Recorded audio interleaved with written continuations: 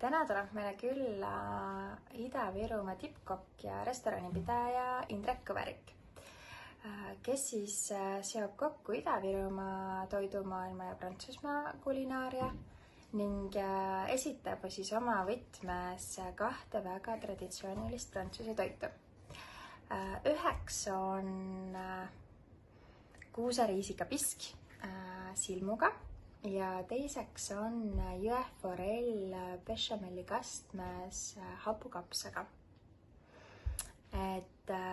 Siis kuuseriisikapisk on tavamõistes siis kuuseriisika püreesopp koorega ja lisandiks on silmukala. Ja jõeforell bešamelli kastmega on siis, peaks olema piimakastmes jõeforell ja hapukapsas on ka meile tuntud hapukapsas. Küll aga seob siis Indrek kokku kohaliku tooraine mõlemast riigist ja annab sellele siis oma iseloomuliku twisti. Silmukala kasutab kahe köögimaailma ühendamisel Indrek sellepärast, et Ida-Virumaal on tuntud silm kui Narva ja Narva Jõesuu sümbol. Aga tõeline silmupealinn on siis Prantsusmaal Saint-Terris ehk siis Bordeaux kandis, aga sealsed silmud ei ole sellised, vaid näevad välja meie angerja mõõtu. Ja jõeforelle on siis kohati nii Prantsusmaal kui ka Eestis ja seeni tunneme me samuti nii siinsetes metsades kui ka sealsetes. Aga ka bešamelli kastet teeb Indrek teistmoodi kui tavapranslane.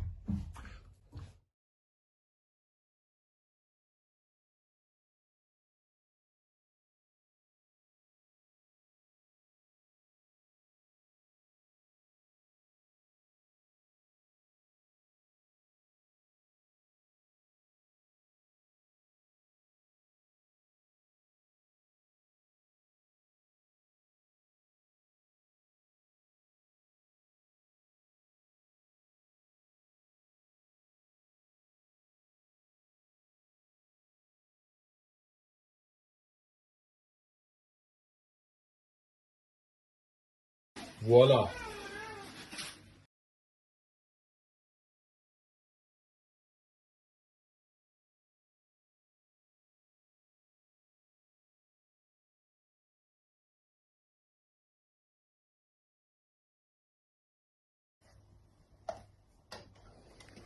Kokk tead, mida kokk teeb, on ju? Aga maitseaineid me ei ole pannud ju. Siia ei läinud isegi soola. Kas see ei olnud seal porgandikeedu või selle? No see, seda on jah. No ega see väga just otseselt ei olegi vaja minu arust midagi.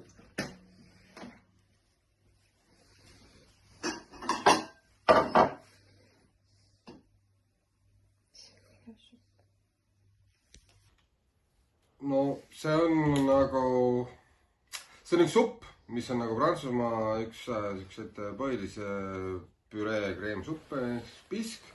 Aga see on tehtud loomulikult nendes sööntes, mida prantslased väga ei kasuta, ehk siis kuuseriisikad. Ja et nüüd selles taldrikus on konkreetselt Eesti ja Prantsusmaa, Eesti silm ja prantsusepärane supi nimetus ja Eesti seened. Et neid kuuseriisikaid on palju ju siin Ida-Virumaal. Meil on hästi, jah. Meil peab.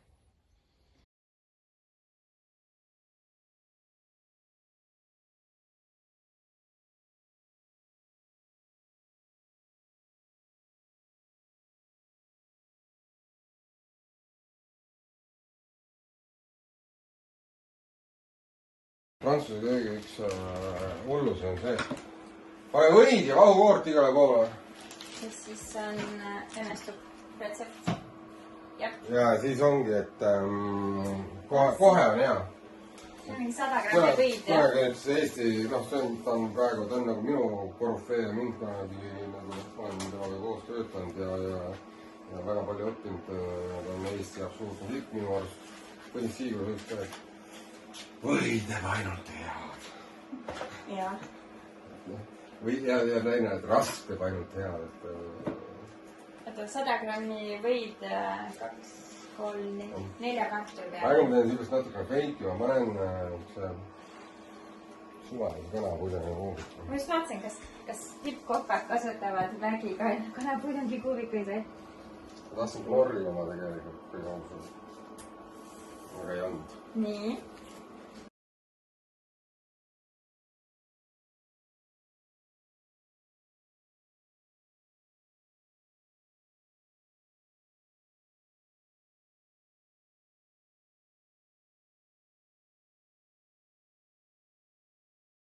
See on tegelikult siis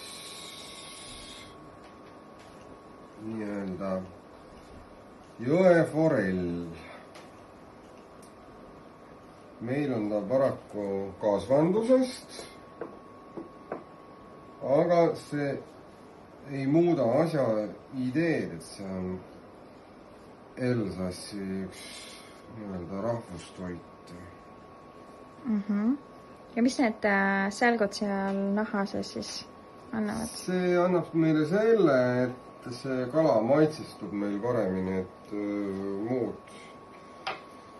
muud loogilist vajadust tal ei ole ja kuna sellel kalal on nii peenike ja nii väike soomus, et siis seda ei ole mõtet väga maha võtma. Üks eripära siin on see, et võid läheb peaaegu igale poole. Ja hästi palju. Ja hästi palju. Et kõige paremad maitseained ongi siis sool, pipar ja või. Ei saa suhkrut unustada muidugi. Ja see oli tõeline avastus, et selle peene supi aluseks oli siis sool, suhkur, hästi palju võid, kraad ja seeni. Vahukoor ka. Vahukoor on tegelikult prantsuse köögi teine üldmaitseaine. Ja me ei hakka seda tegema soostes ja melli. Mitte midagi me ei tee. Me kanname lihtsalt siia peale vahukoore. Ja tei mingit võisjahu puunistamist? Ei, mitte midagi. Me teeme kõvasti lihtsamalt. See toit on konkreetselt selline toit, mis on nagu väga paljudele eestlastele või üldse põhja-eurooplastele natuke nagu vastu, nagu arusaamatu. Et ei saada aru sellest kombinatsioonist, et kuidas see võimalik olla, et hapukapsast süüa kalaga.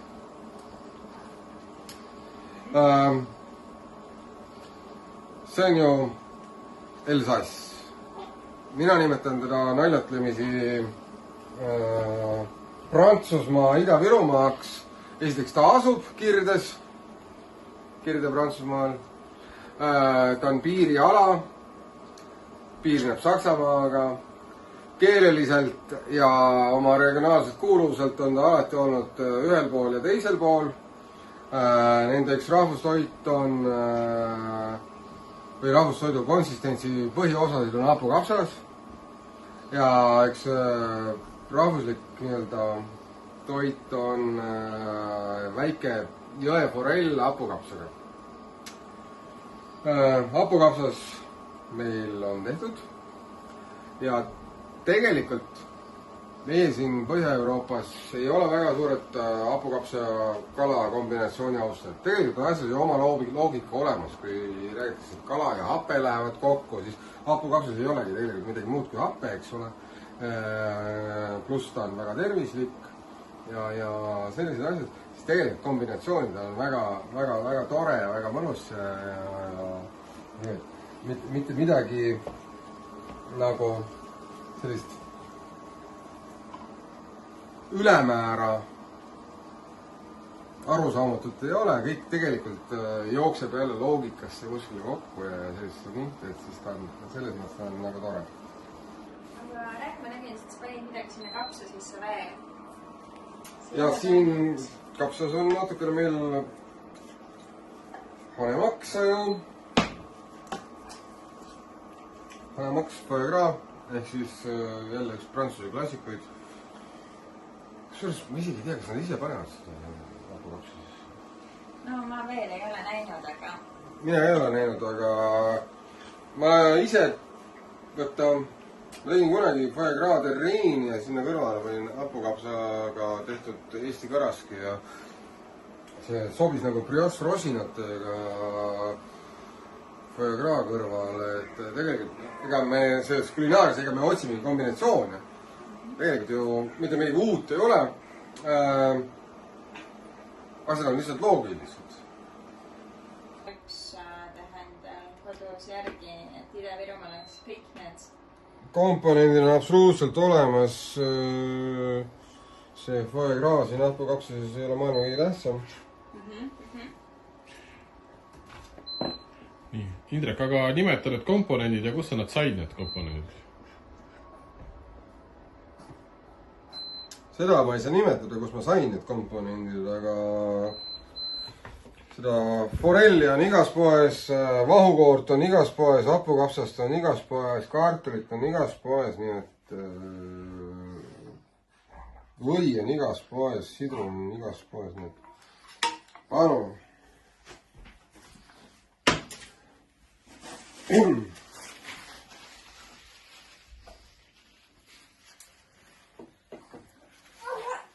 Siin ma saan öelda selle seose enda restoraniga, et need Elsassi suured portsjonid, et need sobivad ka minu kontseptsiooniga väga hästi kokku, et kuidagi, et see on selline väga tore.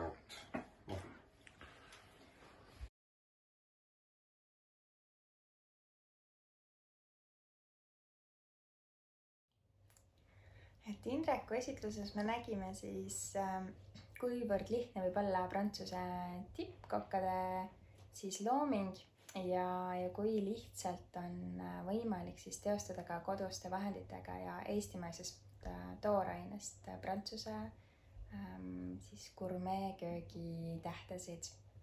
Et põhiinfoks siis, mida tasuks meelde jätta, on see, et kui lisada piisavalt siis 2 Prantsuse köögi võlu koostisosa, milleks on siis või ja vahukoor, siis ei saa toit aia taha minna. Tema esimeseks roaks oli siis kuuseriisika pisk, mis oli meeletult õhuline ja äärmiselt maitsev ja rabas siis oma porgandikeedu veega. Ja tema teine roog, milleks oli jõeforell, oli siis üllatav oma imelihtsa bechamelli kastme variatsiooniga, mida saab igaüks siis tänu rohkele vahukoorele kergesti ise järgi teha. Et loodan, et teil oli sama põnev Ida-Viru Prantsuse köök jälgida, kui ka meil seda siin teie jaoks teha. Neid õhulisi ja maitsvaid püreesuppe ja imemaitsvaid kalu ja ka silmasid saate kindlasti siis proovida Indreku juures Franzias. Aga mina loodan, et leidsite endale inspiratsiooni neid maitseid ja põnevaid kooslusi ise ka siis järgi proovida. Aitäh teile!